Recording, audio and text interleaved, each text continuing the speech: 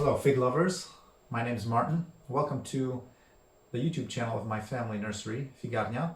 We're located in southeast Poland. I've got a treat for you guys today. I'd like to show you a step-by-step process how I prune a few of my potted fig trees. So we're located in zone 6B here. So naturally we've got quite a few potted fig trees. We've got one here right in front of me. This is a Malta Black. This is a 40-liter pot, 10.5 gallons, US gallons for those of you across the pond. I found it's a good size where the tree gets a good sized root ball. At the same time, it's not too heavy for me to move around without breaking my back. So I've got 5 trees prepared here that I'd like to go through and actually show you step by step how I prune the trees, the decisions I make, where to cut, the shapes.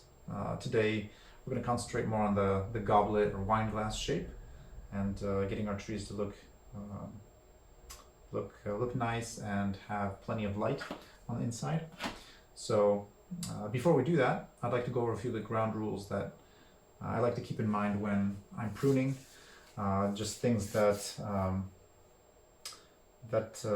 I watch out for. There's naturally not one right or wrong way to prune, but these are things that I keep in the back of my head kind of when pruning trees. Alright, so just some things to keep in mind before we get started. First off, before we make any cuts, we should determine what our goal is, what we're looking to achieve by pruning a fig tree.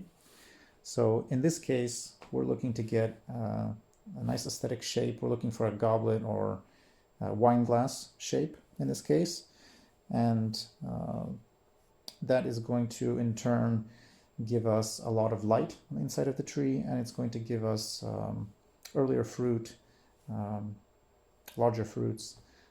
And we're also looking to keep this tree in check because it is a vigorous grower. This is Malta Black. It's a very vigorous tree, very healthy. It's growing in a 40-liter pot. So we do have to keep in mind the limitations of that pot. We don't want it to get root bound too quickly. So we do want to keep it in check. If we take a look at this tree, actually,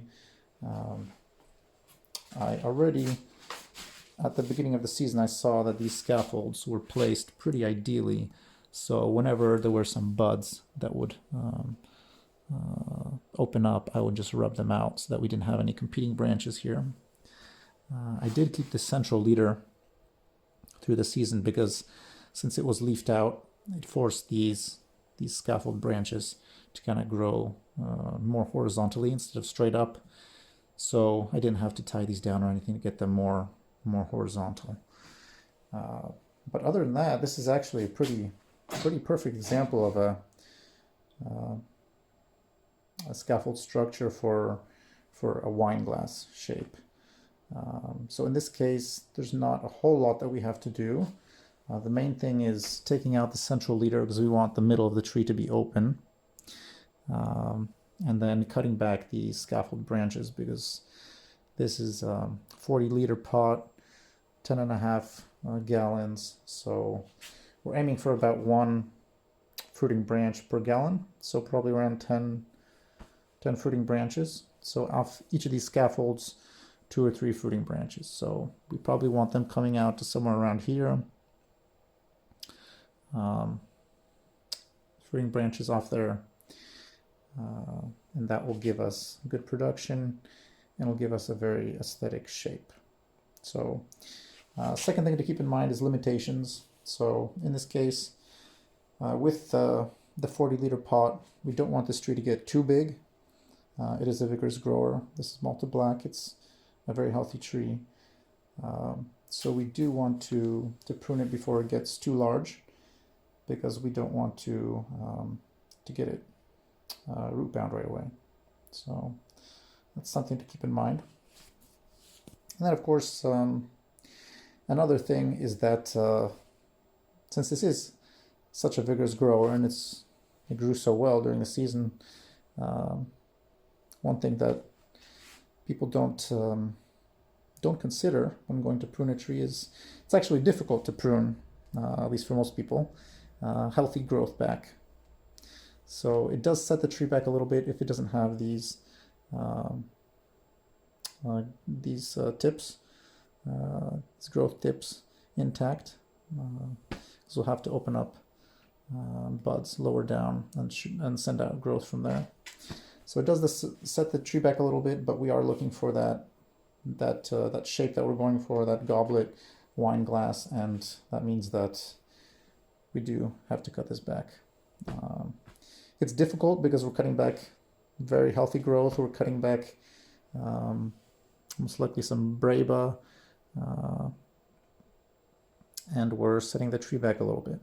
But as a result of that, we will get more fruit in the future, and the tree will be more manageable and much healthier, and it will have a lot more light on the inside. So just things to keep in mind.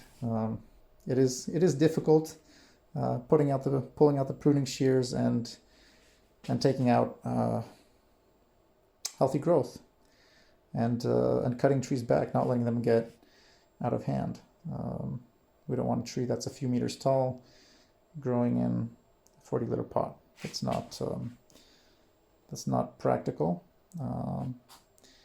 and it wouldn't be a very good use of the resources of this tree, because it would be quickly root bound, and if we didn't up pot, then we would have to root prune the tree to get it to good production. So we'll keep that in mind, and we'll go ahead and start going through the pruning process on these trees.